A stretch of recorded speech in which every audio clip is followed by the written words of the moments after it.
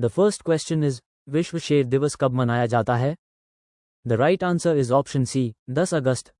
विश्व बाघ दिवस 29 जुलाई, विश्व हाथी दिवस 12 अगस्त और विश्व गिद्ध दिवस सितंबर के पहले शनिवार को मनाया जाता है।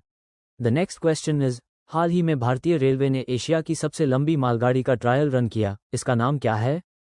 The right answer is option B, Rudrastra. भारतीय रेलवे का मुख्यालय नई दिल्ली में स्थित है। रुद्रास्त्र मालगाड़ी की लंबाई लगभग 4.5 किलोमीटर लंबी है। ये 354 वैगनों और 7 इंजन से संचालित हुई थी। इसका ट्रायल गंज ख्वाजा यूपी से गरवा झारखंड तक 209 किलोमीटर दूरी पर किया गया था। इसने 209 किलोमीटर की दूरी 5 घंटे 10 मिनट में पूरी की। द नेक्स्ट क्वेश्चन इज, कौन सा देश चंद्रमा पर परमाणु रिएक्टर बनाने की तैयारी कर रहा है? The right answer is option B, America. America ने 2030 तक चंद्रमा पर 100 किलोवाट का परमाणु रिएक्टर स्थापित करने की योजना बनाई है। ये रिएक्टर लूनर बेस और भविष्य की मंगल यात्राओं को ऊर्जा उपलब्ध कराने के लिए है। चीन और रूस भी मध्य 2030 तक चंद्रमा पर अपना परमाणु ऊर्जा प्रोजेक्ट विकसित करने की योजना बना रहे हैं। द नेक्स्ट क्वेश्चन इज, हाल ही में जैव विविधता और संरक्षण को बढ़ावा देने के लिए पहला वनस्पति उद्यान कहाँ विकसित किया जा रहा है? The right answer is option B, Ladakh. खेती और इको टूरिज्म को बढ़ावा देने के लिए श्योक गांव में 10 हेक्टेयर भूमि को पहले बोटेनिकल गार्डन में बदलने की योजना है। ये परियोजना गो ग्रीन गो ऑर्गेनिक अभियान का हिस्सा है और इसमें स्थानीय फल, औषधीय पौधे और लद्दाख की दुर्लभ फ्लोरा संरक्षित की जाएगी। इस उद्यान का निर्माण 2029 तक पूर्ण करने का लक्ष्य रखा गया है। द नेक्स्ट क्वेश्चन इज, 18वें अंतर्राष्ट्रीय खगोल एवं खगोल भौतिकी ओलंपियाड की मेजबानी कौन करेगा? The right answer is option C, Bharat. 18वें अंतर्राष्ट्रीय खगोल एवं खगोल भौतिकी ओलंपियाड का आयोजन मुंबई में होगा। इस आयोजन का संचालन Homi Bhabha centre for science education TIFR द्वारा किया जाएगा। इस आयोजन में 64 देशों के प्रतिभागी भाग लेंगे। यह आयोजन 11 से 21 अगस्त 2025 तक होगा। यह आयोजन खगोल एवं खगोल भौतिकी विषय से संबंधित है। द नेक्स्ट क्वेश्चन इज, हाल ही में पुरातत्वविदों ने किस देश के उत्तरी तट पर 14 व्यक्तियों के लगभग 3000 वर्ष पुराने अवशेष खोजे हैं? The right answer is option B, Peru. ये अवशेष पेरू के उत्तरी तट ला लिबर्टाड क्षेत्र में खोजे गए हैं। यह अवशेष कुपिस्निक संस्कृति से संबंधित हैं। पीड़ितों को पीछे हाथ बंधे और चेहरे के बल दफनाया गया था। द नेक्स्ट क्वेश्चन इज, अंतर्राष्ट्रीय पर्वतीय दिवस कब मनाया जाता है? The right answer is option C, 11 दिसंबर। वर्ष 2024 की थीम रिस्टोरिंग माउंटेन इकोसिस्टम्स थी। इस दिवस को संयुक्त राष्ट्र महासभा ने 2003 से मनाना शुरू किया था।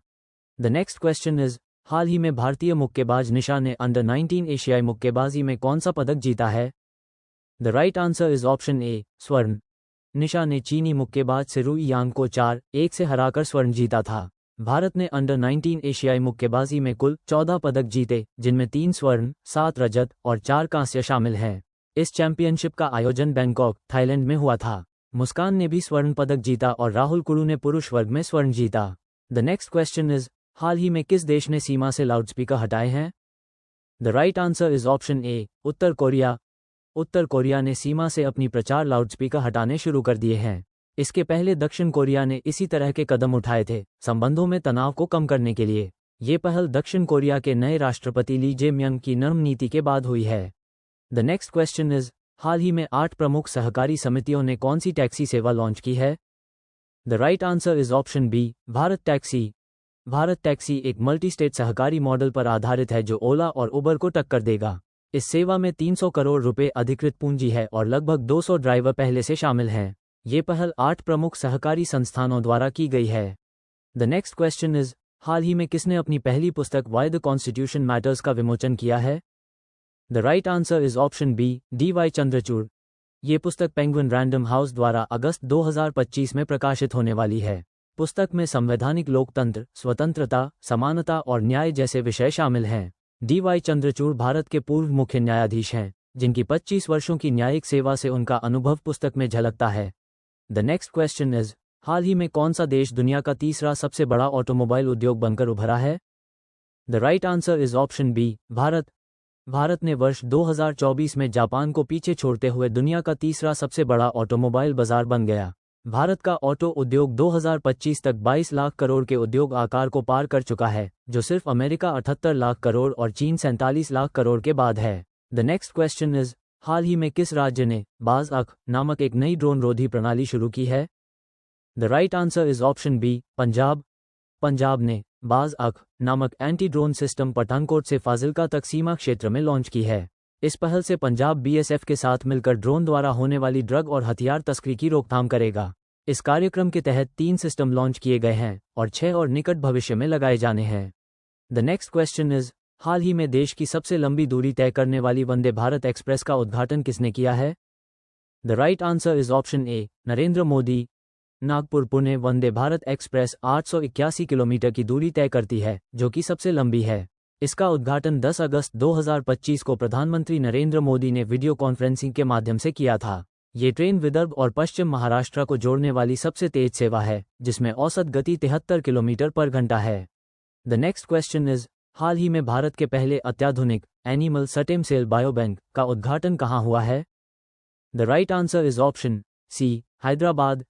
ये बायोबैंक हैदराबाद के गाचिबोवली स्थित राष्ट्रीय पशु जैव प्रौद्योगिकी संस्थान NIAB में स्थापित किया गया है। इसका उद्घाटन केंद्रीय राज्य मंत्री डॉक्टर जितेंद्र सिंह ने 9 अगस्त 2025 को किया। यह 1.85 करोड़ की लागत से 9,300 वर्ग फीट क्षेत्र में विकसित किया गया है। द नेक्स्ट क्वेश्चन इज, हाल ही में नारी अदालत किस राज्य में शुरू की गई है? The right answer is option B, Sikkim. Nari Adalat महिलाओं को उनके समुदाय में विवादों का समाधान करने का अवसर देती है। नारी अदालत संवाद और मध्यस्थता पर आधारित होती है। नारी अदालत महिलाओं को न्याय प्रक्रिया में सक्रिय भूमिका देती है। नारी अदालत की शुरुआत 11 अगस्त 2025 को सिक्किम में हुई। द नेक्स्ट क्वेश्चन इज, हाल ही में किस राज्य सरकार ने नई राज्य शिक्षा नीति जारी की है? The right answer is option A, Tamil Nadu. Tamil Nadu सरकार ने 2025 में अपनी नई राज्य शिक्षा नीति पेश की है। इस नीति में कक्षा 11 की बोर्ड परीक्षा को समाप्त कर दिया गया है। नीति में तमिल और अंग्रेजी द्विभाषिक शिक्षा पर जोर दिया गया है। यह नीति केंद्र की राष्ट्रीय शिक्षा नीति का विकल्प प्रस्तुत करती है। मुख्यमंत्री M.K. स्टालिन ने इस नीति का उद्घाटन किया। द नेक्स्ट क्वेश्चन इज, हाल ही में रक्षा सहयोग पर भारत और उज्बेकिस्तान के संयुक्त कार्य समूह की 5वीं बैठक कहाँ आयोजित हुई है? The right answer is option नई दिल्ली। भारत और उज्बेकिस्तान के बीच रक्षा सहयोग पर पहला संयुक्त कार्य समूह 2019 में नई दिल्ली में आयोजित हुआ था।